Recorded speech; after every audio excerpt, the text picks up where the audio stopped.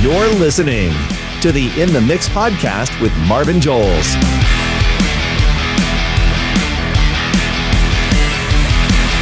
Here's your host. Hey, everybody. Welcome back to another episode of the podcast. Thank you for being in the mix with us. I had a pretty cool guest today. I don't even know how like our paths cross. I'm always on social media digging around. I'll see somebody like will comment on a manufacturer's post or something else. And then I'm that guy like, all right, I'll tell you, I'm the stalker. I'll be like, okay, who is this person that's commenting on something in my industry? And I want to find out who. And dude, I'm super excited about our guest today. Cam Coleman is a CEO at Refresh Parking Lot Maintenance.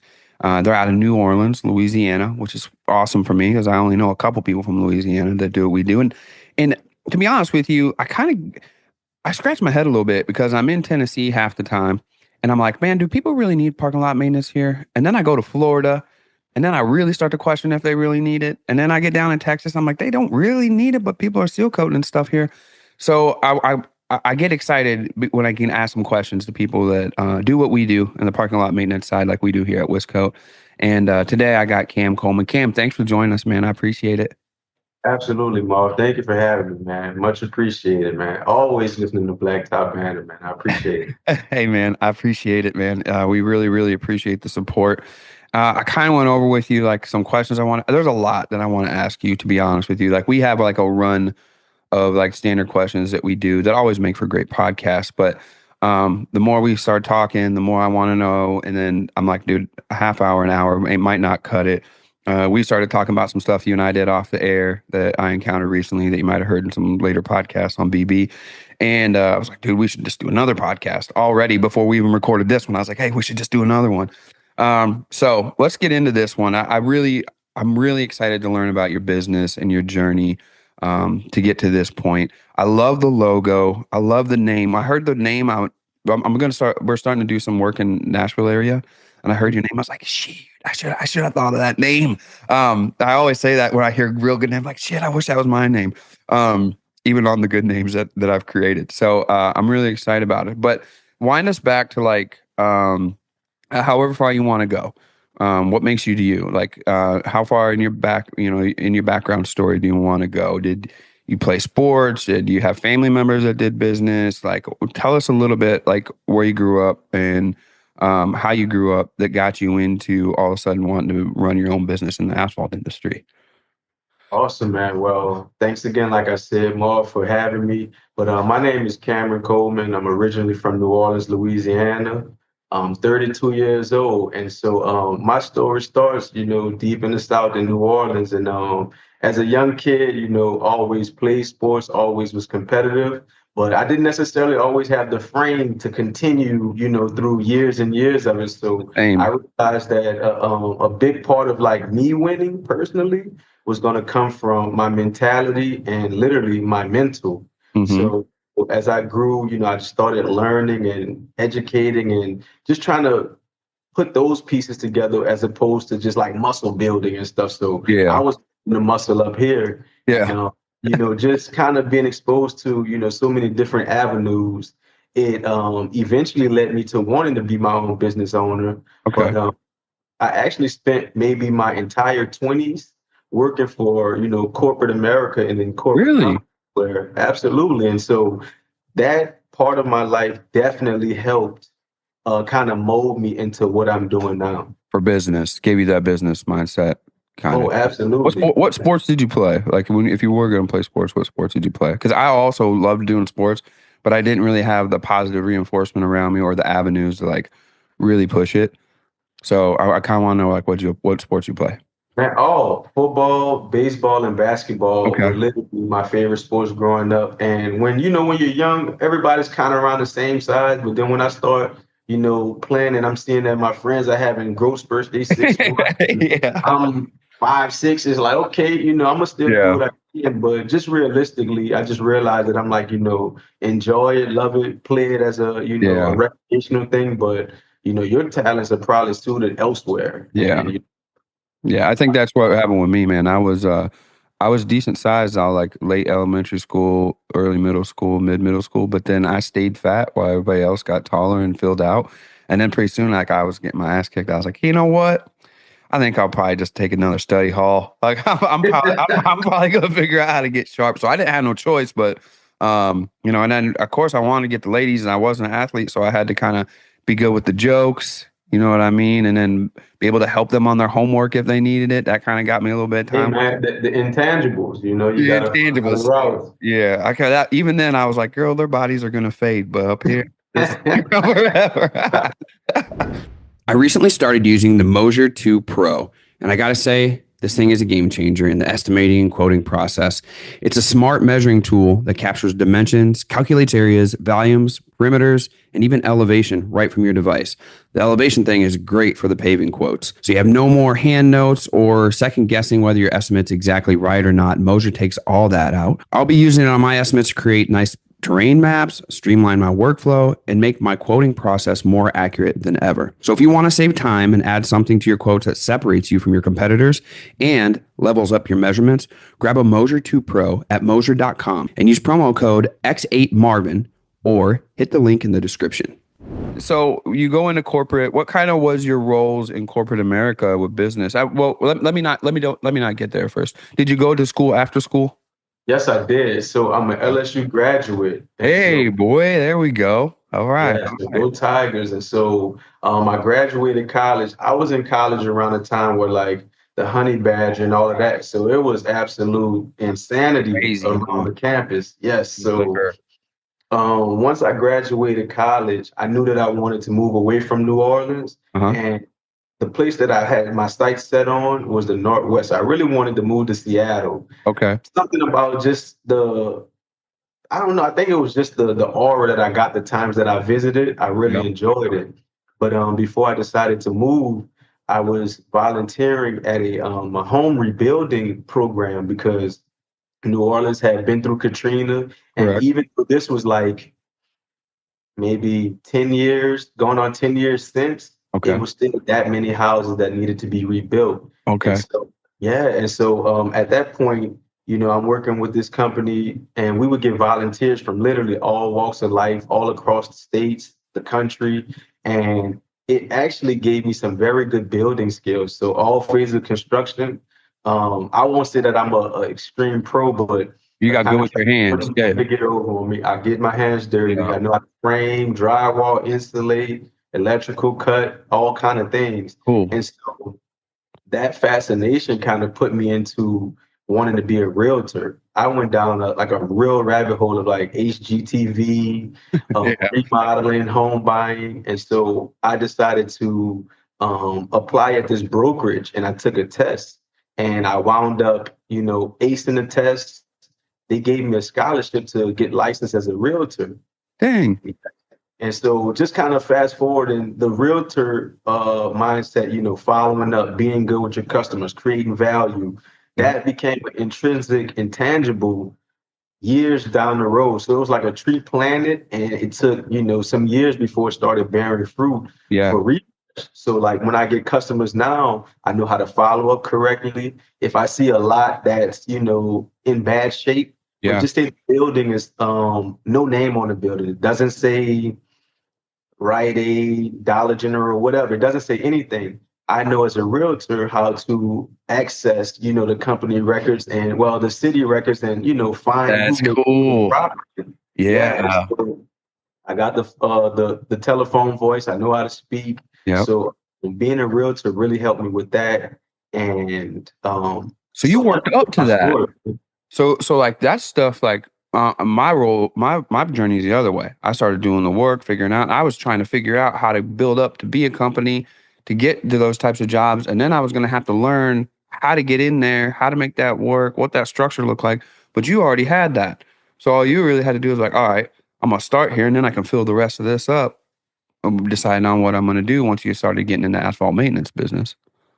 That is partly true, Mark, but I will say this. When I was young, I had really shiny object syndrome. Oh, So buddy, like same. I thought being a realtor, being a millionaire realtor was the way.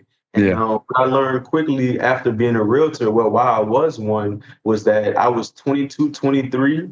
And so, you know, they say work with your circle of influence. I'm coming from a similar situation as you. The Yeah. people that I know aren't necessarily in position to be buying houses and stuff like that. True. So I'm on the phones every day. I'm taking everyone's call, trying to get, leads and clients. Hmm. And when I would get those clients, they would, like, you seem like you know what you're saying, but you're only 22. I want to deal with Yeah. somebody that's 50. You know what I'm saying? And so that was like a big resistance. So in the midst of that, being that real estate was a commission-based job, I still did my thing, but Yeah. I wound up getting a side job, an overnight job, honestly, at a downtown beautiful condominium building in New Orleans. And so I worked there overnight from 11 to 7, and I would hit the real estate first. Dang, I'd dude. be at the desk that same morning, and one of my partners at the real estate was like, "Hey, look, you can't burn the candle at both Both ends. hands. You're Yeah. gonna be hurting before you know it." And so I was like, "Well, I don't know what else to do." Winding up, the condominium association promoted me, but the promotion was for another property back in Baton Rouge. I'm like, well, Okay. I'm familiar with Baton Rouge. Yeah. Long story short, with that part, Marv, they had someone moving out, and I'm like, hey, where you going? How'd you like your stay? They were getting a new assignment from DeWalt, the power tool company. Okay. And just casually, I'm like, oh, I used to use those tools. And they're like, Yeah. really? You know how to use tools? I'm like, yeah. I know how long the impact driver will last on the battery because we were using them every Yep. day. And he was like, here, you need to call this number. And so I did. And I was only maybe 3 months into that new role as the leasing consultant. And I was like getting offered a job in California to work with DeWalt. And Shut up. yeah, man. And I wound That's the up, it was, craziest happenstance. man, I still think about that to this day because it put me in a fork in the road. I thought I Yeah. was supposed to be a realtor still. And it's like, wait, this opportunity in DeWalt is kind of a sales role, but it's not the same. And I'm like, well, I really haven't been to California, so I just spread my wings, my Go check family, it out. and I did it, man. Yes. Man, that's crazy. So, how did that journey? Nowhere in there have I heard anything about Blacktop. So, Right? right. So that none of those trajectories send me down a parking lot, line striping, crack filling, patching, any of that stuff. So where in this journey in the next section does that come into play? Okay, so I learned a lot in California. It taught me about an abundance mindset, and this is going to tie into blacktop striping and just my network. So Okay, when I went to California, I was Google-eyed, but I still think I was a bit closed-minded being young and coming from the place that I came. for sure. So here in New Orleans, I think growing up, I just had more of a scarcity mindset. Like, it's not enough for both of us. Only one of Yeah. us can eat. And when I get out there, I'm meeting people, and everybody's an everyday person, but they all have net worths of hundreds of thousands and millions. So I'm like, it's way more money in the world than I thought. You know Yeah. what I'm saying? And so, Yeah. long story short, I wound up coming home and I became a truck driver for Frito-Lay. And Okay. so I'm trying to back into the dock at maybe 12 midnight. It's storming, raining, and I cannot line up the truck. I just cannot get it. And so after being soaked, going back and forth, inside and out, I'm like, who does the lines? And that's when the seed was No planted. I way. was like, I'm super serious, That's man. better than the DeWalt story to me. I'm super serious. And that's when the seed was planted. And I didn't act on it immediate, but like I was like, for really maybe about a year and a half, I had just been curious. And then that's when the real estate thing popped for me again. Like, you know what? These are all privately owned, parking lots. Yep. I need to find who owns them, and of course, sometimes it's property management companies taking care of them. Sometimes you might could get directly to the owner. And so then I just started putting together a plan of like how to get in touch with these folks and, see if this could be a real thing for me. And through That's trial and error and growing, it happened for me, man. Seriously. so you didn't have any experience as far as running a striper or seal coating or any type of patching or anything, but you're like, man, who's doing the lines here? And then you figure out how to get in touch with them, and then what? You're like, hey, these lines need done. So Then look what? what I did, and this is kind of going to date my story. So what I did, I was watching, like I said, I was working at Frito-Lay, so I'm getting up every morning to be at Walmart at like 1 a.m. So every morning I would just YouTube like everything striping, which leads Yeah. into the asphalt and concrete world, period. Yeah. So I'm looking at like, what's a striper? How do you use it? I had a good friend. I'm like, man, I need to figure out where I could buy one because he was just awesome on like eBay. And Yeah. he was like, man, I actually found one on the website. You could buy one from Sherwin-Williams. So Yeah. I'm like, okay. So went ahead, bought one from Buy Sherwin-Williams. Graco. Did you buy Graco or a Titan? It was a Titan There we 850. go. Oh, the 850. Man, let me tell Fine. you. Back up. Never mind. I take away that there you go when you said 850. Oh boy, I'm gonna tell you you though. learned the hard way. You learned the hard way to make sure that you Oh, go up a little. not only the hard way, but I felt like I had to be like, Oh, um, let me see if I could bring it to your world. Because sorry, man. I'm sorry. There's people. We didn't put this content out, but there's content out there where people are like, all you need is Titan 850. You can stripe parking lots. The worst info that anybody to take. If you're listening, take one thing away from this. If you're going to get into striping, do not use the Titan 850 for that. That's for marking my boy's soccer field. You know Oh that yeah. with like the most waterborne paint stuff that's supposed to wash off next week. You know what I mean? Because when you try putting through what you put through there, oh buddy, nightmare. Between Wiscoat, podcasting, writing, speaking, and family, I'm busy. As you can imagine, it's a lot to juggle. How do I do it? I stay organized. Jobber's been my secret weapon at my asphalt business, which takes up most of my time, but is also the force that allows me to do everything else in my schedule. That's why it's essential that Wiscoat runs fluidly and smooth. After making the switch to Jobber a few years ago, I simply wish I would have done it sooner. The process from when a client reaches out to when we complete a project for that customer has never been easier for us. From quoting, invoicing, scheduling, tracking hours, and even marketing, Jobbers made it all happen in one place in a way that everybody on our team can understand. If you're interested in a free 14-day trial of Jobber, an exclusive discount code for In the Mix listeners, check out the show description to find the link to try Jobber today. Now this is where the kicker is. So me using a Titan 850, I felt like the coach that chose like a 1-star player and like turned him into a 5-star. Because when I tell you I maxed that thing out, I made a decent amount of money with just an 850. I would fold that thing up, put it in the back of my Nissan. That thing bought me a truck. Yes, sir. Bought me a van, just that one machine. Ooh. Now, granted, I've upgraded and purchased other. What about when you used a real striper and got off that 850 for the first time? You were probably like, oh, yeah. The weight and the way that the handles were a learning curve because I wound up getting a Graco 3400. Beautiful machine. Yeah. Yeah, and I really enjoyed that one. And so now I have the Graco 3400s and I'm looking to get some riding ones. So I'm still very new into my growth of my business. But I would definitely say that what I did with the 850, I was strategic about the jobs that I would get. Okay. You know, I wasn't trying to go to Walmart with this. This. We're trying to do 8 or 10 stalls on this thing here. And man, but I'll tell you this, if it was a large place, because that was my goal, I would negotiate with them where like, let me break it up into chunks. So I've done an apartment complex, grade A, that had about maybe like 10 lots. But I would do like one every so few days. Then this will help you out with logistics if you let me do this little bit here and here and here and here. And then we got people displaced. And they're like, that's a beautiful idea. Let's do that. And meanwhile, you're popping that 850 out, running buckets through it. Man. There's a weed eater motor on that thing. There's a wine. When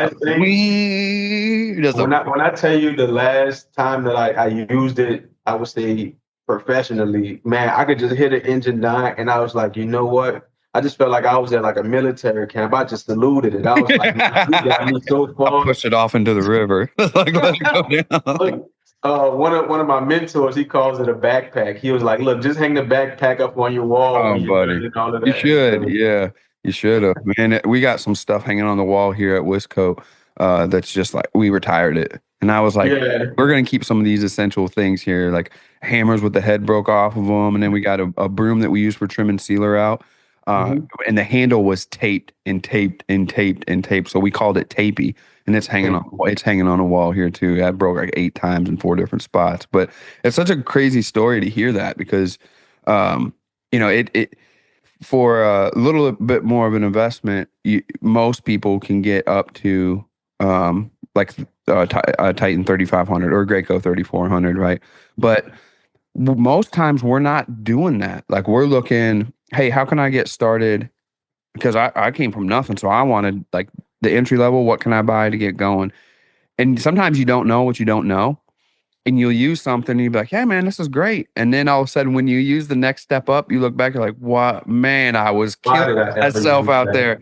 there. So when we did seal coating, I used trash pumps forever. And I was like, man, this is way better than brooming it. Oh, then one day I was like, I seen it was like 1,500 for me to invest in a diaphragm pump and a compressor. Mhm. Man, the first time I sprayed with a diaphragm pump, I was like, man, should slap the shit out of my former self. Like, why in the world did you put yourself through this all these times with leaky gaskets and the pump just quitting on you and stuff? I was like, man, I'm such a fool. But you know what you know. Then when you know it, you're like, oh, this is how I do it. So you started getting some lines done and doing those things. Did you venture into the other areas then in asphalt maintenance with parking lot maintenance? Absolutely not, man. I was taught to. Look. I forget the quarter time, but it's like a mile deep. Like that's how I looked at it. I wanted Mhm. to. I wanted to specialize because at that moment, I would just say the entire asphalt space was. I was unfamiliar with it. You know what I'm Yeah. saying? It was like if I'm gonna learn something, let me at least get a lily pad to stand on before I Uh-huh. go into the other ones. And so, in the midst of that, anytime I would see somebody striping, pressure washing, I would just at least get their contacts because, like I said, I had then had the mindset of, abundance. Like, so Yep. if you're striping or you pressure washing or you doing any kind of, asphalt maintenance, I wanted to at least know you because that way, if I ever came across a job, because I think that's my best skill, Hmm. meeting people and getting the work. If Connecting. yeah, and if I Hmm. came across something that was out of my capacity, I wanted somebody that I knew had the capacity, Hmm. to make it happen. So, like, Marv, Yeah. if I just drove past in Wisconsin and I seen you and your guys doing it, Yep. best believe I'd have probably been on the neutral ground, like, hey, Over like, here. come holler at me real quick once you get done, and That's it'll how be. we got into striping, Cam. I was scared to death of striping because I knew nothing about it, but I knew how to seal coat and crack fill. So even on like, dude, I was paying people ridiculous minimums to come stripe like 8 lines, right? Because I wanted it to look really, really good. And I know I didn't want to do a paint roller. Like I was smart enough. I grew up Mhm. roofing and whatnot and hanging gutters, and we contracted and built stuff and different things. So I knew that. But I was just, when I looked at a striping machine, I was like, this thing is so complicated. I have no idea what I'm doing. I'm going to screw this up and I'm only going to get one shot to stripe this damn thing. So I would call people like an hour away. Same thing. I seen a guy stripe in a place called the Shoebox here locally. I stopped in a guy's car and I was like, hey, I might have some work for you. He's like, all right. So dude, if it was 8 stalls, I would call him and he would pay me he would charge me a ridiculous minimum, but I would just charge that to the client, no upcharge, no nothing. And I was like, they're about to get professional striping done and I'm about to get this seal coat job. And then finally I was like, I got thinking, I was like, we got to the end of the year and I seen how much I paid subcontract for striping. I was like, damn, I probably could have bought a few stripers at that point if I would have done that. Maybe I should buy one of them things. And before I could buy one, I started doing social media stuff and Titan come along. They're like, hey, we're going to ship you one of these. You got to learn how to use it. We'd love for you to make some content. And that's how I started learning. And man, out here, I used to live right here from where our office is, like a block away. And I was out spraying water on that thing every day, chalking lines out on the road. Like there was nowhere for me to do it because I had gravel. But I was out on the road chalking lines and spraying water. And the village guys would come by and be like, what are you doing? I'm like, spraying water. And they'd be like, well, all right, go ahead, I guess. Like, well, no, you ain't hurt nothing. But that's really how I learned it. While I was learning that, my boy Eli was watching me trying to learn it. Like I was trying to teach him. And to be honest with you, like hopefully he does listen to this podcast, but not soon because his head's big enough already. He's better than I am, to be honest with you. He's better than I am at striping. Yeah, but yeah, it's just a crazy, crazy thing. We did the same thing. We want to make the connections. And then I hated knowing that I had to tell a client no, we couldn't do their job. And there was one time we got a call from a huge facility. And I was like, man, I can't. I don't have the people. I don't have the equipment. I can't. So I just told him, I was like, no, I can't do it. And it killed me because I was like, dude, there are people that can do these jobs. Why am I not one of these people? And then that's when I started to learn, like, dude, you got to build a network. I can do, even if I couldn't do all the seal coating, I could meet another seal coater that could do half and I could split it. At least I could be like, hey, I got this job done. That's where I started to stair step. And that sounds like kind of like what your path was too. Oh, absolutely, man. Like I think anybody listening to the podcast, if you have a business, regardless, you want to create a strong network of people and to somewhat have depth in some of those, specializations that they have. So, like, granted, when I talk to the guys here, I know maybe about 4 or 5 pressure washers, and I look at it like this: if you're really getting it how you're supposed to be getting it, when I call you, you probably not gonna be available. You know Correct. what I'm saying? So I Correct. need somebody after that, and then maybe after that, And Mhm. so that's why I'm always looking to meet folks. And Yep. anything that's gonna have my name on it, I'm gonna make sure I vet them because, like you said, with your customer, you got that one time for the first impression. You Yep. want the stuff to look good, and especially after you seal coat it. You don't want to see the little wiggliness, you know what I'm saying, from And paint they're or all whatever. different starting spots on them, because they Yeah. didn't chalk a back Mhm. line or nothing like that. Who I'm looking for is me when I was 25. Like, that's who I'm looking for the most part, right? Man, Um, you. yeah, It's a, because that's who I want. I want me because I was hungry, and I want me kind of because I was really wanting to do a good job, right? And I was affordable. I was a lot more affordable then because I had all the time in the world, right? And now I don't. I mean, we're one of the most expensive asphalt maintenance companies, I think, in Southwest corner of Wisconsin. But that's because our schedule's full. Like, if you really want to come here, you're also paying not just for me to put the seal coat down in the lines. You're paying for our reputation. You're paying for what we bring to you as a customer outside of the product, right? And you got to pay for that, right? And there's a reason why, because if you don't pay for it, you're gonna get what you don't want on the back end of it. If you pick somebody that's me when I was 25, essentially. So that's what I aim to do. I aim to do the same thing you do.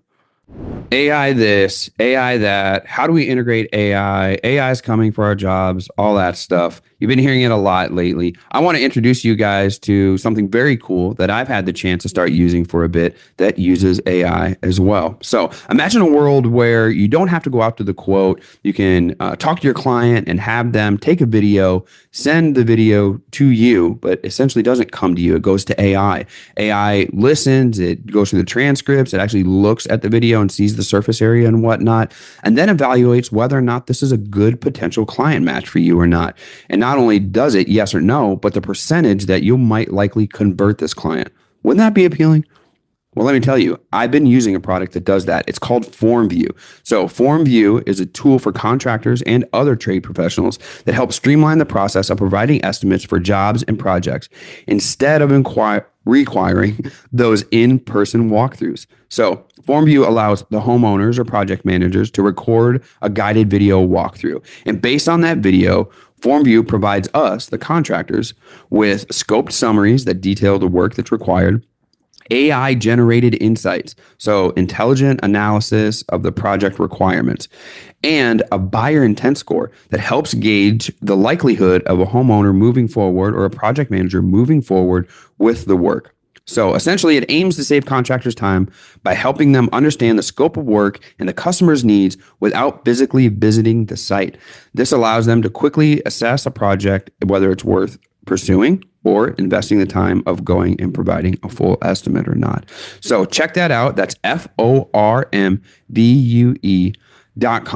And dude, you have to check this out, everybody. This is how AI is going to be integrated into our future. I'm going to be using it. Look out for the content because it's coming as well from me. And I cannot wait to show you guys what FormView has to offer our industry.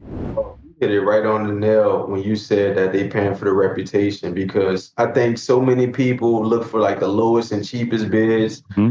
And if the work is going to match the outcome that I'm looking for, money almost isn't an object or an Yeah, option. it's true. Because my name is going to be way more important than, a couple dollars that I'm going to spend. You know what I'm saying? So Yeah. that's the What important you're thing. talking about with those the bigger jobs and stuff, like once you have that in your portfolio and you can talk to those potential clients and be like, yeah, we did this facility over here. They're like, you did that whole thing? Like, yeah. And so then they know like and to me, I tell the clients, like, as soon as you tell me what you want and I get you a price, you give me a go ahead, you don't got to do anything until it's done. Mhm. Like there's no chasing me down, wondering where we are, making sure that I did this part right or that part right. Like Obviously, you've seen we did that. We did that without anyone having me on our back. We got you covered. Don't worry about it. And we'll work with whoever in the companies and whatnot to do the logistics of the phases if it needs done in phases. If it needs subcontractors, we'll take care of finding them, getting the price in, and making sure that goes into your quote. And then we'll deal with them from there. Like for us, it's just like worry free. Like they're not just paying for us to seal coat and crack fill. Like they're paying for us to manage this thing and get it done as good as they just seen on our social media post or when they drove by it and they seen our little yard sign out there by the road or whatever. So for them, there was always this kind of stigma too, Cam, right when I started to get in the industry, where if you didn't do it in-house, it was kind of frowned upon. And now that's not the case at all. Like they just like, hey, you're a great pavement management company? Cool. That's what we want you to do too. Oh, you take care of the striping in-house? That's cool too. Like we do whatever we can in-house. And if we can't do it and we need help, we get the help, but you still get the same quality finished product. And it's like, that's what I'm looking for. Right. So even my subcontractors that are starting out where I was, I'm still kind of a hard ass on them because I'm like, hey, this has to be up to snuff. And if it ain't, I'm gonna let you know. Right. But that's what I learned too, because I would try to be like, well, that's good enough. And then people who hired us was like, nah, it ain't good enough.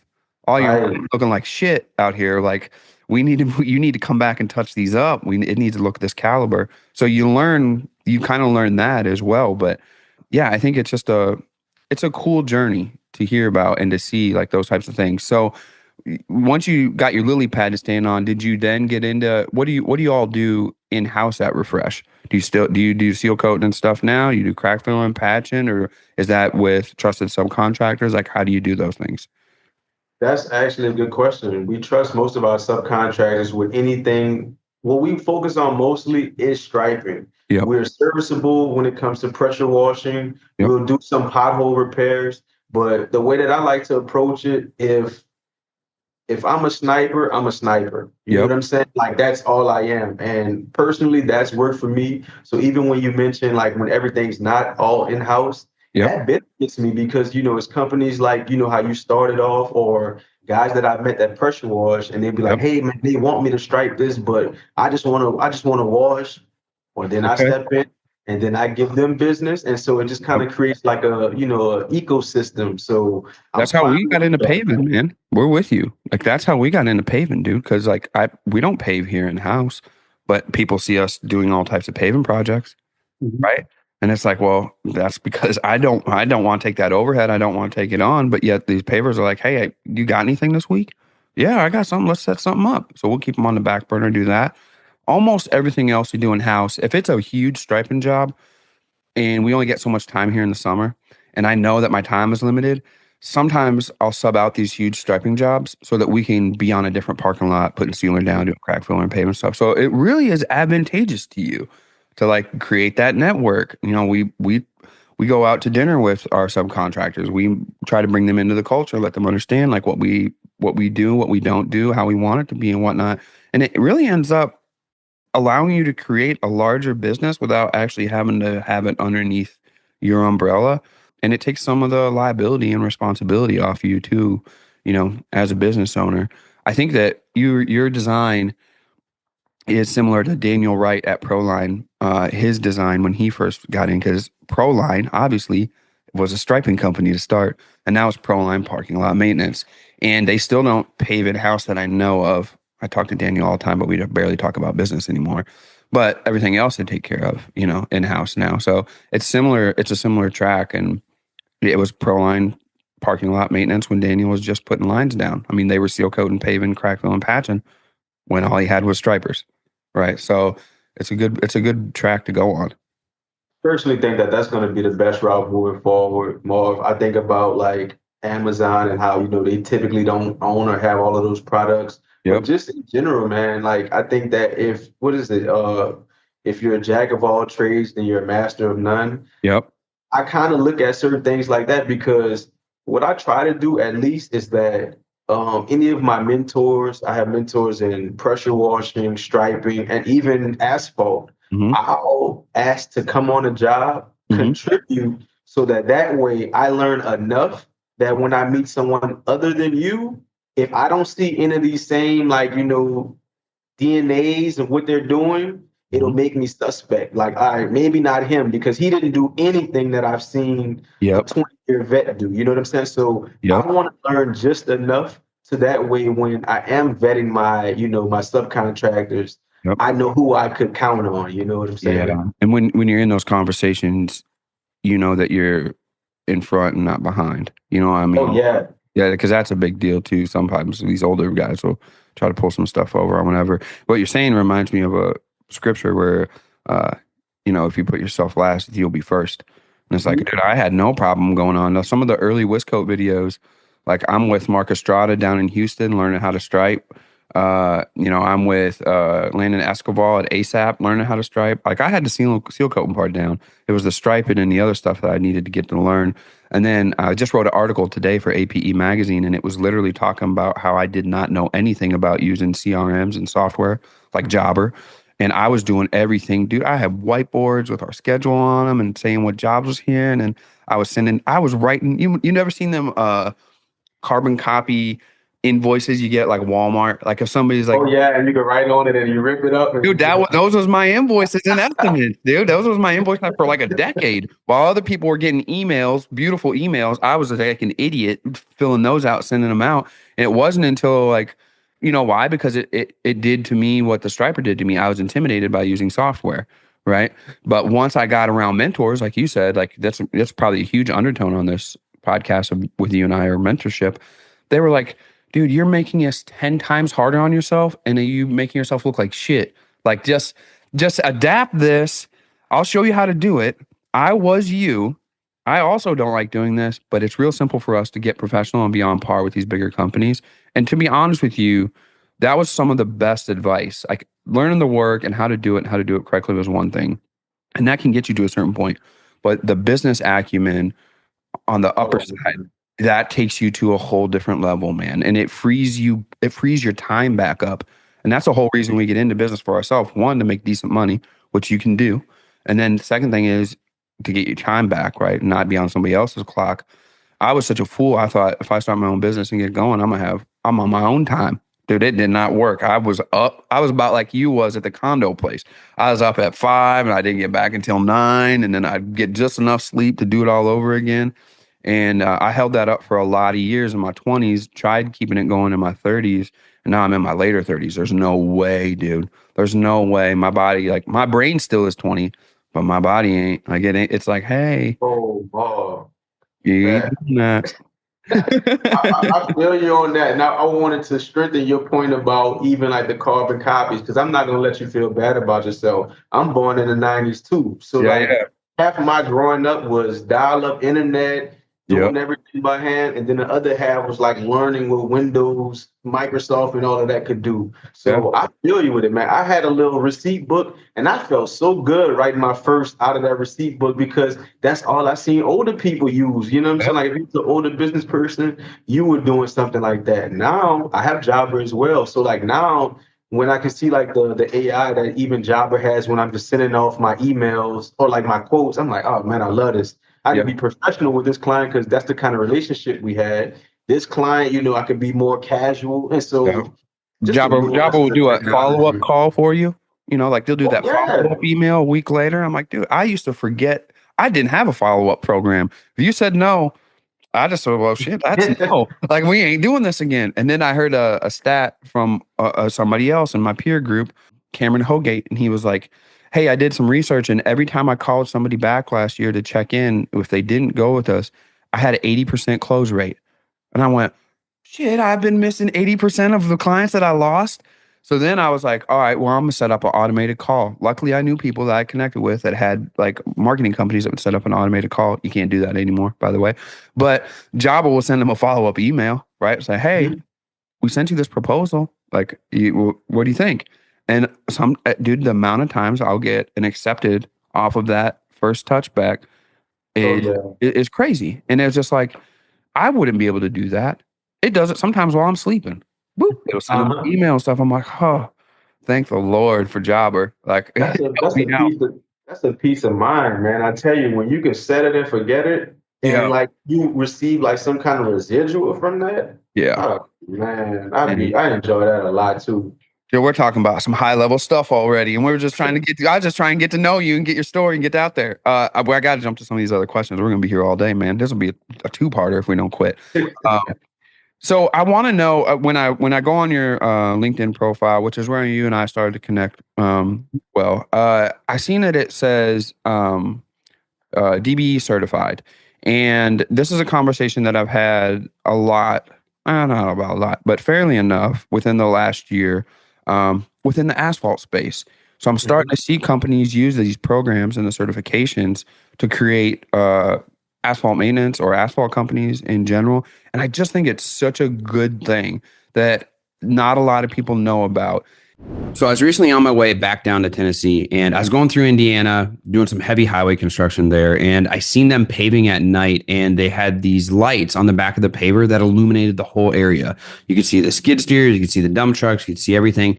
And these big balloon lights on the back came from Portable Lighting Solutions. So PLS is the only balloon light manufacturer offering a replaceable screw-in LED bulb that is field serviceable in minutes.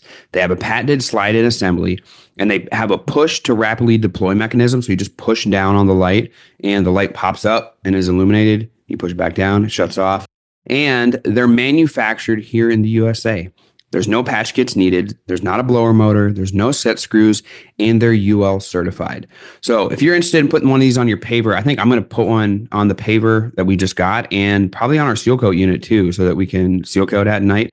You can hop over to portablelightingsolutions.net and put an order in and find yours today. They are ARA members, APWA members, and Women of Asphalt members as well. Once again, that's portablelightingsolutions.net.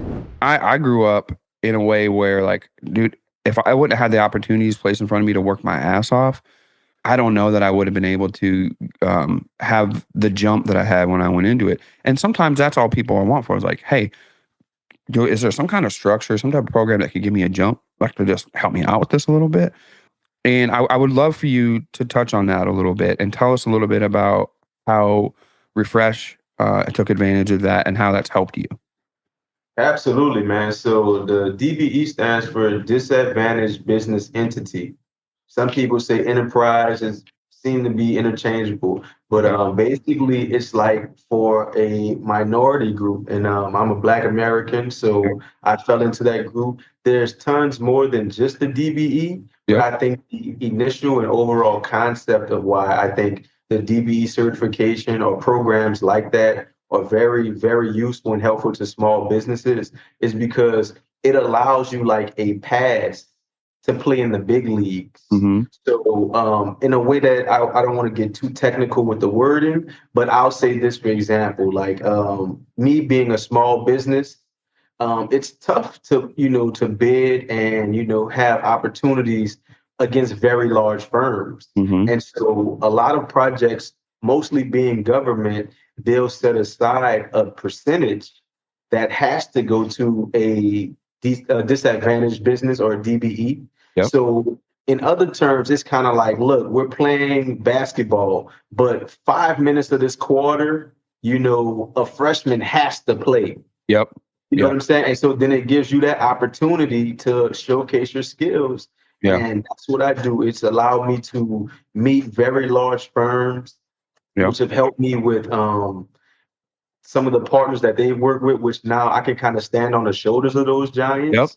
You know what I'm saying? And so it makes me more reputable, like we're talking about the brand. So the DBE program for me has helped tremendously in obtaining larger contracts than I would have been able to get on my own. So a very important program. It's tons like that. It's done for women. It's it's a lot, but if you do your research, you'll find the different certifications and probably one that would fit, whatever your walk of life would be. You know what I'm saying? How hard was that for you to get certified in that regard? Actually, I'd say that the paperwork was pretty extensive. You know what I'm saying? Being that I wear all the hats in my business, so not only am I striping today, looking at my accounts, I'm also about to fill out dang near a yellow page worth of information to, to certify myself or to put myself in a position to be certified. So in that capacity, I thought that, it was a lot of information, but I think that they need that valuable information to confirm, of course. now when I think about it, all I have to do is continuously renew. So it's like, once you kind of get over that hump of, The the first initial section of it. yeah, then it's just like, staying up to date and renewing it. I think the one advantage that I've heard about it, and this is similar to to be honest with you, it really reminds me of getting a mentor, because you shorten the years that it takes you to get to a certain point if you didn't have it. And for me, where I grew up and how I grew up, in order to get to where we are, dude, it took me, my 20s was a decade of grinding. Like, it was Hmm. literally a decade of grinding because there was no other way for me to do it. If there was an opportunity for me to cut that in half or cut it in a quarter, so I could be farther along now than where I am, you bet your ass I'm going to do it. Right. And even now we do that. If there's different programs, like I was just looking, I don't know if you're going or not, but I was looking at Pavex master classes I'm today. always looking for the conventions. I haven't been to any Yeah. yet, but now I'm in the space. I didn't mean to cut you off, Marv. I'm Oh, you're sorry. good. You're good. No, you're good. But now I'm in the space to have more flexibility because this has been my very first year of complete, Yep. refresh. Yeah. Prior to that, I had always had a W-2, Yep. so my time was kind of anchored elsewhere. Yep. But going forward, man, I'd love to meet a lot of y'all in person and, just go to some of those classes. So We got to get that's you my next. Chattanooga. We got to get you to Pavex. Chattanooga is the end of this month. I know we're closing in, and that's tight on that. But then the other one is World of Asphalt at St. Louis, and I'll be at that one. So make sure you stay in touch with me, because if I can get you into certain places or do certain things, I definitely will. I'd love to be able to show you, dude. That the very first one I went to, that's what opened my mind up, and I was like, "Whoo, I can make some money." And not only that, but it gave me a home. Like, I wasn't alone anymore. I gave me Mhm. a home. I was able to get a lot of insight. But to go back, Pavex now has something called Pavex Masters, and it's all these mentors that I wanted to have growing up have now created certifications in each pillar of the asphalt maintenance and asphalt industry. So the masters that I was looking at today is $1,000, but it gets you certified in the seal coating, Pavex Masters certification. I'm like, okay, cool. I've always wanted somebody to create a certification in seal coating, and if I can pay for one of my people to do it and get their certification, and they'll take it, cool. I'm going to do that too, because now they're certified. All of us be certified. I'll probably get Eli. I'll make him do it after school. I don't care. I don't give a shit. Like, I want all of us to be able to have that. So I think it's really cool that there's these programs that shorten the life, because even if it cost me $1,000 to do the Pavex Masters, but it teaches me what I would need to learn in a whole entire year, I can learn it now, get done, and go to work this summer, as well as I do. It's pretty easy to find $1,000 sitting on a parking lot, right? So I'm like, okay, I'm gonna go ahead and pay for that for sure right You now. can and get that, man. Seriously. Absolutely, yeah. Some of them cold patches cover that pretty damn quick. But what I will say is that I want to speak on that because I want to say that I'm grateful for those opportunities now, man. Because I remember the days, I'm looking at my hourly, how I'm gonna pay this, how I'm gonna pay that, Yep. and consistently ascending to a level where certain things are not necessarily a worry anymore, Mhm. man. I feel really blessed and I'm thankful because I still know people that 1,000 is Same, very hard to come by. You know what I'm same. saying? Yeah, it's a big blessing when you're able to free some space in your mind to be able to think about things besides that. It's Hmm. like, oh, now I actually get to be a human. Like, I get to actually figure out like things I want to think about at a different level besides, is my truck going to blow up? Do I got enough sealer to do this? Is this 850? Is this the day the 850 takes a kaput Backpack. halfway down the line? That backpack. Yeah, I totally. I agree with you. And your network is your net worth. The more hands you shake, the more money you make. Like, all those statements I hate are cliche. They're definitely true. And it's all about your circle. One of my good friends, Brian Hess, has one. If you want to go far, go alone. Oh wait, if you want to go fast, go alone. If you want to go far, go together. And I'm like, dude, I'm in. Like, I'm all in on that with our community and whatnot. I used to be 300 pounds, 297 to be exact. And if you're around me at asphalt or construction expos or in my circle, you remember that Marvin. I'm not him anymore. I've all but eliminated the choices that got me there in the first place. And I'm down about 100 pounds over the last few years, all from making better choices. I know it's hard in our industry to find time and that those gas station stops are way too convenient, But we in our industry aren't getting enough of what we need to live healthy and stay productive, with those choices being our constant. Besides prepping my own food, I choose foods and supplements from First Form to help me get to where I need to be, along with a regular exercise routine. You've seen my posts over the last few years about using First Form's products to get what I need into my body on the road and keeping out excess of what I don't need or want. I use at least one First Form product every day to ensure I stay on track. I've worked way too hard to let this slip.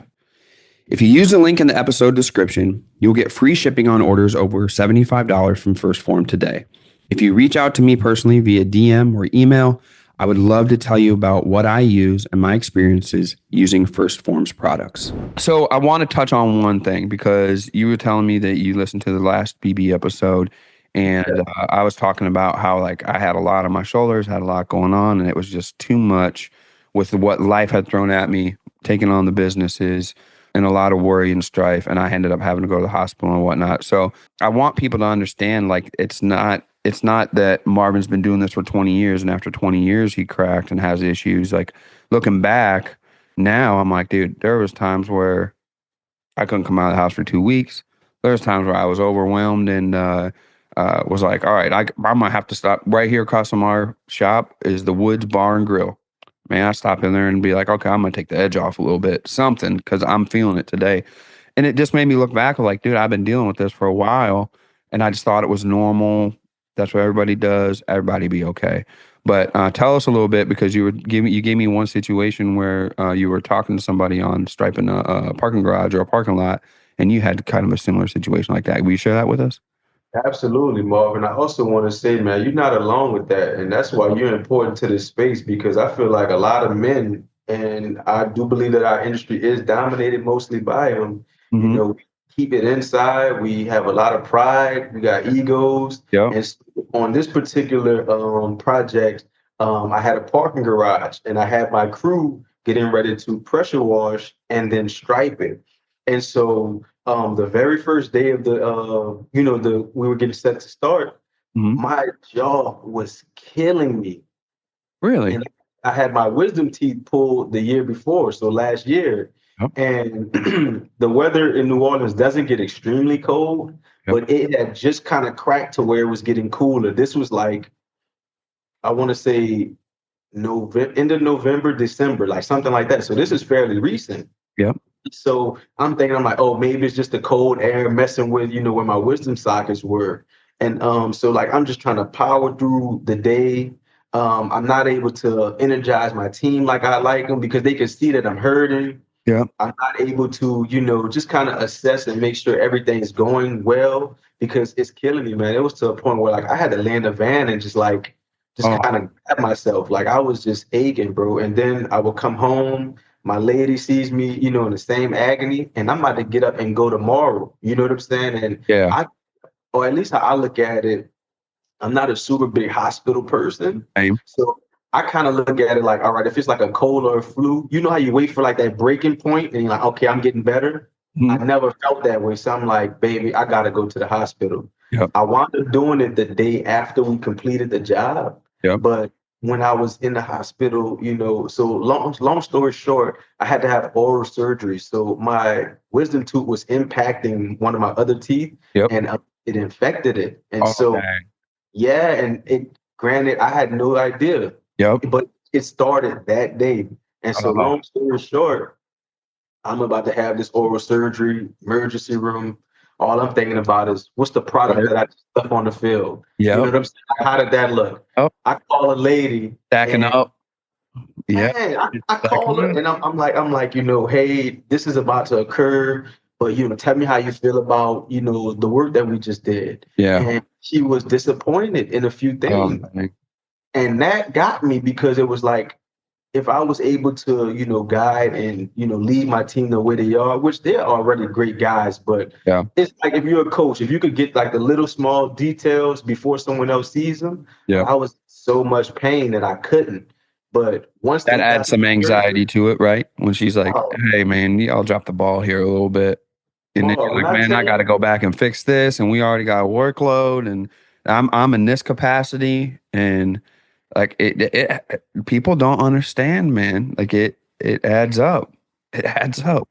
Does it add up the whole time? Like that's how I know that how powerful the mind is. Because if I'd have went into that surgery focusing on it, Mhm. I would have probably been antsy and nervous about the surgery. But by Mhm. me thinking about that, the surgery was like a piece of cake. Like I'm just sitting there, like, all right, hurry up, dude. I need to Yeah, get this out of a here. couple of days off so I could go back out there and do what I need to do. Uh-huh. You know, so that was just a one particular incident that I thought kind of really resonated when I was hearing you on BB. Yeah. This, you having to go to the hospital. I'm like, damn, this just happened to me. You know what I'm Yeah. saying? Yeah. But It did. I'll tell you, like it was. I understand that everybody has different capacities, and I got guys, Cam, that I know that I talk to, where like the stuff I went through ain't nothing. Like they to them, and like "Psh, whatever. Oh, you got divorced. Oh, okay, whatever. Oh, it was so hot y'all couldn't complete the. Oh, the truck broke down. The motor blew up. You got to put a new diesel inside that bad boy. So what?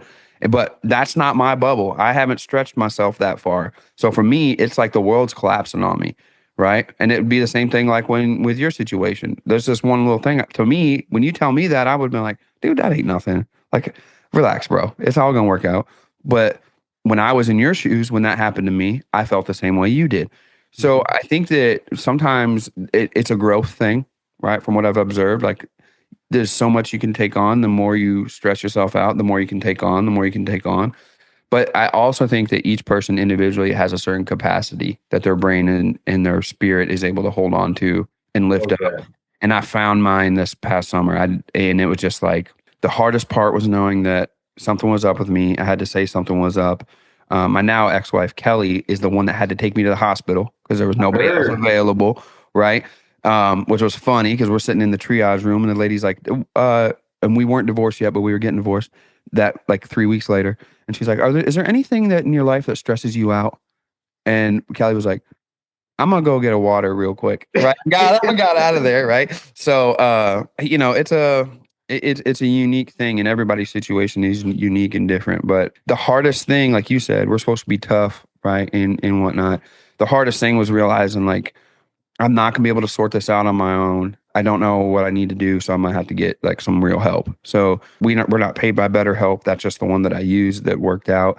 And within like 3 sessions of like having it explained to me from a different angle, and then them putting a name on it when they're like, you got panic disorder. You're only supposed to panic for a short amount of time, and you're panicking like all damn day, every damn day, boy. Like this is not going to be good. You're going to crack. Once they did that, that was a huge relief when they put a name on it, which was just ridiculous to me because I would tell people I just was flipping out, right? Then the other thing was when he explained to me, he was really good. My doctor is really good. He was like, how do you know what you need to do each day at work? I'm like, well, there's a list of problems. I write them down. I have a checklist and I knock them all out. And then, I complete the project. He's like, that's what you got to do up here. Like, you got to figure out what all these problems are that are causing you this strife. And we have to sort them out. Taking care of stuff at work is not going to sort these damn things out. So dial back on some of the stuff that you are doing, Blacktop banter being one of them, and all these other things. Let's get these things sorted out so that you get healthy again. So I've been doing better, a lot better, right? I would say I'm probably, and when it comes to podcasting and whatnot, I'm back like to 95%. I'm still writing, doing my thing. I got enough time to go do the stuff I want to do. And I was like, hey, I'm feeling good. I tell my doctor, like, hey, I'm feeling good. Like, this is working. We're getting me back. I'm like, dude, I'm thinking about doing some of this other stuff and taking this on and doing that. And he's like, why? I was like, well, because I'm feeling good. He's like, this is what got you there in the first place, dummy. Like, I didn't help you get back here so you can put yourself right back in the same damn boat. He's like, I got you here so you could realize what your capacity is and that it's okay, right? Like, you don't have to be these people that you see within the industry that are just absolutely crushing. You don't have to be that. And you might sell yourself short if you try to be that. You might hit yourself a breaking point. So find out who you are, what you like, what you're happy with. And I never really did that. I think for me, Cam, I took what other people were showing me as success and happy. I took that as that's what I need to do. And it's not even the case, dude. Like after those situations of being in the hospital and whatnot, I was like, and thinking like I had a crazy blood pressure. And the lady's like, Marvin, you should be having a stroke. You should be having a stroke right now. And I was like, really? She's like, yeah. And she's like, I'm going to give you medicine so that your heart rate goes down. and we get your blood pressure down. So then immediately, this is how my brain was working. Immediately I go, what happens when that medicine wears off? Right? Like if my blood pressure's going back up, I'm gonna have a stroke. She's like, you can't think like that. She's like, why are you thinking like that? Well, it's been because I've been doing damage control in the asphalt maintenance business forever. Right? That's why my brain automatically did that. So not to get too deep in it and go into all that, but I think it's just you find out certain things and then you realize like whether it's really hard or a real bad situation like I had, somebody probably had it worse. And even if it's not that bad, there's situations that people are having that could be leading up to that that make them feel just as worse. And it's more people than what you actually know, right? I was telling you, like I've been doing interviews now, a lot of interviews, not podcast episodes, but just interviews with people asking them a set of questions because I want to put together something that people are able to look at and be like, oh, this is, dude, this guy dealt with that. This guy deals with that. This is what that scenario look like. Oh, mine looks like that. So it's a common thing, right? And it's really unique. If you go listen to a BB episode with Dr. Vince Hafeli, who isn't really, he's a doctor, but he ain't the doctor in the way we think of him. He's the president of Ajax Paving in Florida. He's been going around talking about it because he had it so bad that he was going to commit suicide and was just like, he's in the paving industry and he's just talking about it's his workload and he's super successful. I mean, when you hear him speak at some of these events, he's showing pictures of his Porsches. He's showing pictures of them on vacation, on beautiful places. He's got a wonderful family. And he's like, I don't know why. I still can't really tell you why. But he had a lot of workload on him and a lot of things. So I think it's really unique to hear you speak about it in that small situation, which is why I'm glad you shared it with us, because to you, it was like a big deal. Right. And to me, this summer was a big deal. We both felt the weight of those things. And it's like, it's not as unprevalent as we think it is. Like it's pretty common. And if we're going to keep going into business and keep trying to scale and do things, we're going to have more of those situations and you're going to have some more anxiety, probably some more panic, whatnot. It's just being able to all of a sudden realize like, this is what is going on. It's not as bad as I think it's going to be. I can relax a little bit. So-and-so has dealt with this. I got a safety net. It's not as bad. The one thing I've learned, Cam, and this is like my one piece of advice if to anybody listening, is the situation that you create in your mind of how bad a situation is going to be or could be likely will never come to fruition. But in the moment, you feel like that is what is going to happen and it'll rule you. And it's like, Dr. Sapp said that to me. He's like, Marvin, when has it ever turned out as bad as you actually thought it was going to turn out? I was like, well, like never like that bad. And he was like, sounds like you're an idiot, man. He's like, why would you think that's going to happen if it's never happened? He's like, you're pretty smart. Why would you think that? Why would you let yourself get there? And it made me feel like, first of all, he's right. I did feel like an idiot. But secondly, felt like, dude, I'm not even in control of how my own thoughts affect me. And I was like, I got to dial that back. But then it made me think like, well, what about the positive thoughts, right? What I'm like, dude, I can crush this. I am going to crush this. How much powerful are those, right? Versus the negative ones. So I think about that in your regard when I talk to contractors like yourself and business owners like yourself, because I always ask a question of what does the future look like? And that's kind of what I want to ask you, because you get to where everyone's like, well, some people are like, I'm just trying to get through the year. We had good growth here. I'm hoping 10% growth. I'm hoping to do this. And some people are like, well, I'm hoping that I get to take some of that crack filling and work on, like, and eliminate this, whatever. Then you get some people are like, dude, I hope I get more time to go to, you want to go to LSU game? I'm hoping I get more time to go to LSU games. Like for me, I want to go to some Nashville SC soccer games this year. We bought season tickets. I've never been to one. I'm like, dude, I got to make time for this now, right? Yeah. So what does that look like, man? What does the future look like, Cam, for you at Refresh? What are we looking at this year? Because I'm excited for you. Even before I had a discount code partnership with Brunt Workwear, which you can find in the description of this podcast, I was wearing their boots when patching or paving and their shirts and hats when I was out on date night with Nikki. I'm actually wearing one right now. Seriously, though, half my closet is Brunt Workwear at this point. I have 3 sets of boots, 2 Marins, and a pair of the Omans, as well as a green Chevlin hoodie that I love. It's got a snake on it. It actually has a pocket where it keeps my cell phone there in the front. I love that about it. And it took the place of my winter jacket last season. To check out their full line, go to bruntworkwear.com and use code MJOLS10 to save $10 off your first order of $60 or more.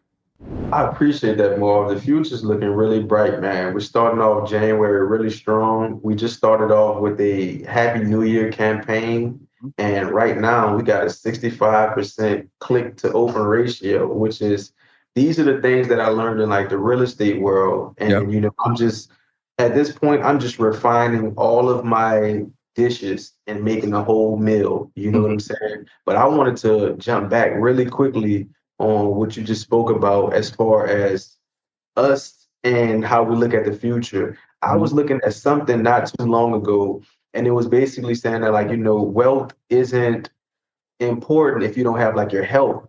You know what I'm saying? So I definitely want to, strengthen what you were saying and emphasize that this year, my health is a big proportion of it because I am a single member LLC holder at Coleman. Yep. Though I do, same. subcontract, I absolutely want to take, better care of myself in order to see these riches or successful things. So this year of course, we have growth on our minds. I'm really proud of myself as far as a one-man band and a company because this being my very first year completely without any safety net, should I say, we've hit the six-figure mark. That let me know that I'm on the right path. And it just showed me that, like, Cam, keep doing this, add this, that, and the third, which is necessary. Like you said, continue growing the network and things of that sort. And, we'll be around for a while. Last thing I want to mention about that, I think that at least in my realm, I was a little anxious about the lady speaking, about her real feelings, which was okay, because we typically do such a good job that, like, anytime I heard anything negative, I'm like, can't be. Yeah. But I think about how they say, a business will fail within the first 5 years, and we're on year 3. Now, granted, our trajectory is not failure at all, but those type of things is like, hang on, like, let me make sure that my foundational customers, you know what I'm saying, are always, satisfied. Yeah. yes. And so that's definitely Understanding. What you come to find out is people are a lot more, the world don't look like this, and this isn't what we're showed on social media, but people are a lot more understanding than you think they are. And if they're not, I do client vetting. Like, if they're hard to work for, dude, I don't need to work for you. Like, I'm far enough along where I don't have to do that. I did do that early on, right? Like, I was like, oh, okay, we'll do it. Yeah. I don't have to do that so much anymore.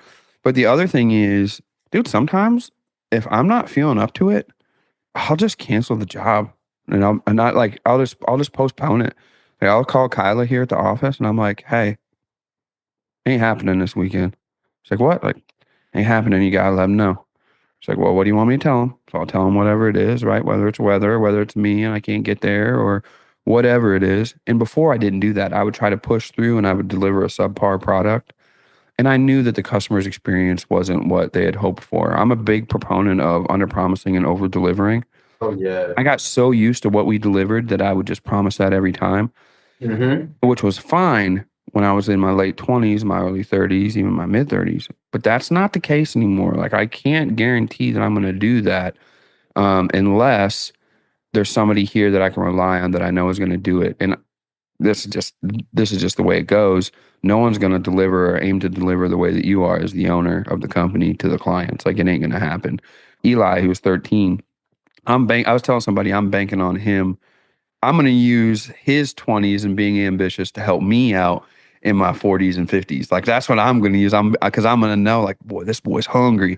So I'm going to be like, I'm going to use his ambition to help the business grow or do whatever. And I'm totally fine with that, because I have to be realistic. Like, I just can't do what I used to do. Like, it ain't gonna happen, which is fine. But what happened is I might let the people who depend on me down, right? If I still tried to do that, and I just couldn't do that. And like I said, you talk to those clients, a lot of times they're very understanding. If they're not, it's okay. You know why they're understanding is because a lot of them are going through the same stuff.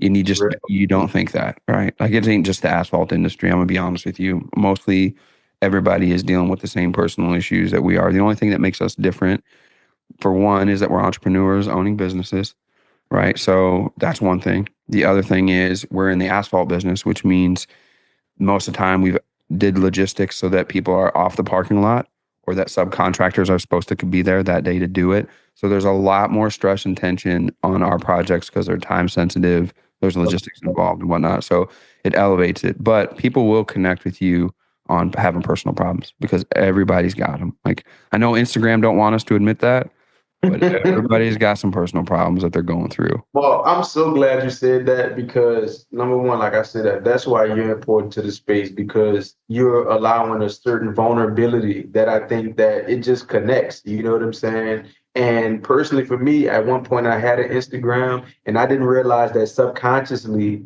because consciously I'm searching for success. I'm searching for, greatness.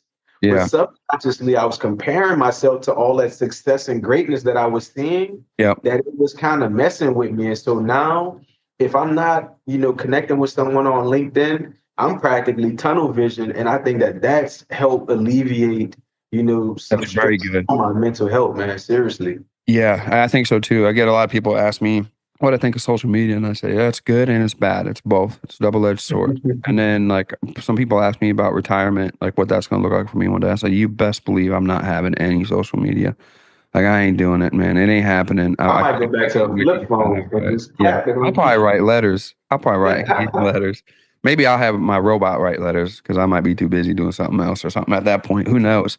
But yeah, I agree with you, man. It's a double-edged sword.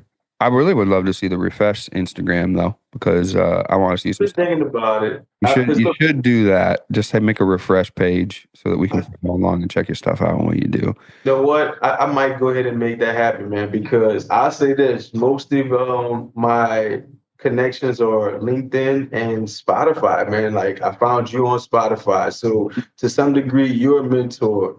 Yep. The people that you bring on, y'all are all mentors to me. I'm always listening and finding nuggets of great information. There's a gentleman on LinkedIn. I cannot think of I think his name is Steve Brahmi. Steve Brainy. A good friend of mine. We have a listened to a couple. He's a good friend of mine.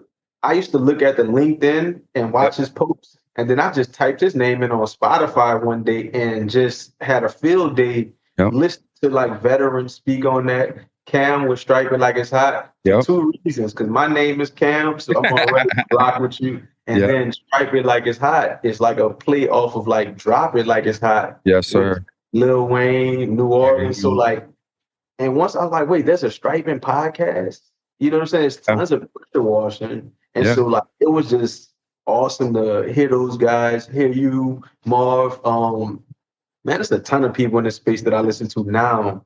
Yeah. But I really you got to come to some of the events, man, because I gotta jump on that Instagram and any event, seriously. Yeah. When I was talking about people showing me the software and whatnot, that was Steve Brainy. Like really? Oh yeah, for sure. Like he changed the trajectory in my business. You know how because he talked to Daniel Wright. Daniel Wright and I grew our businesses. We're good friends at the same time with Proline. Daniel with Proline. We both listened to Steve. Oh man.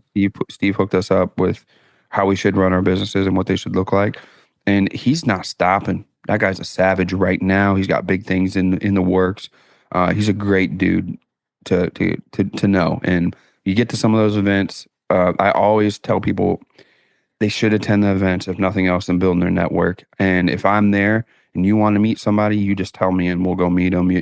We'll connect anybody to everybody. So we got a limited amount of time here in the in our off season. Awesome, Bob. I'm honored, bro. And I really appreciate you telling the story at a infancy stage still, because I feel like a lot of podcasts, guys are going way back 20 years. I think it's awesome to see somebody grow too. It's fun, dude. Like we're about to, in 5 years when we do this again, you ain't gonna believe this podcast when you look back at it. You'll be like, dang, dude, what I didn't know and where we were at to where we are now. We're really great to have people in our Blacktop Banner success group this past year.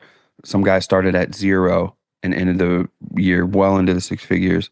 There's guys that were in the 6 figures that made it to 7 figures. And, it's just it's a great thing for all of us to be around, be in different parts of the country, but still be able to help each other out. And even if we are in near parts of the country together, a lot of times we're helping each other out on projects. right? So it's just it's a beautiful thing. All the fears that people had about people stealing work from you or you divulging trade secrets, damn, those are way gone. Those are in the past. The companies that are winning are working together. So it's been great to have you on here, man, and be able to document this journey that you're about to embark on, that you have embarked on up to this point. Because, like I said, in 5 to 10 years, God only knows what it's going to Yeah, look like. man, I'm telling you now, man, Refresh is going to be around for a very long time, and you can hear about it. My plan now, Marvin, is we're doing some major things in the Metro New Orleans area as well as Baton Rouge. Yep.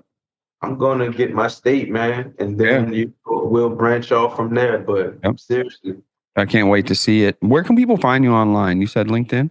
Yeah, so I'm Perfect. on LinkedIn, Refresh PLM, Refresh Parking Lot Maintenance. You can find my Google page. I Yeah. definitely need to get me a new Instagram so that I could show Yeah, just some do of the this refresh information one. there. Just show us some pictures of what you got going on. I'm man, you know, I so care about. crazy. I need to more, but I'm like I said, I'm born in the '90s, so yeah, I'm social media savvy, but If I'm you're, cool with not knowing a lot. If you I, get what I'm saying. I know what you're saying. I know what you're saying. Well, here's what you do. When you post something to LinkedIn, you post a picture on Refresh's page. You just you copy and paste the description. Go to Instagram, Refresh's Instagram, put the picture there, put the content there, because a lot of people that follow on Instagram don't follow Right, on man. LinkedIn. It cross posts. And that's probably where I'm going to see it at for the most part is on Instagram. And then I can share it on Instagram too. So I can share like, oh, my boy Cam just knocked this one out of the park. And there's a lot, it's a Do great way to that. network. It's a great way to network. So, man, I really, really, really appreciate you being on here and taking the time to join me. I love the conversation. It's been refreshing. Sorry about that, but it's been refreshing to have you on here. Yeah, Well, I really appreciate it, buddy. I appreciate that, man. Mark, thanks again for having me. This is an honor, and I look forward to meeting you in person, maybe another podcast, and just, man, just continuing the relationship, man. I appreciate you. Yeah, absolutely, man. You too.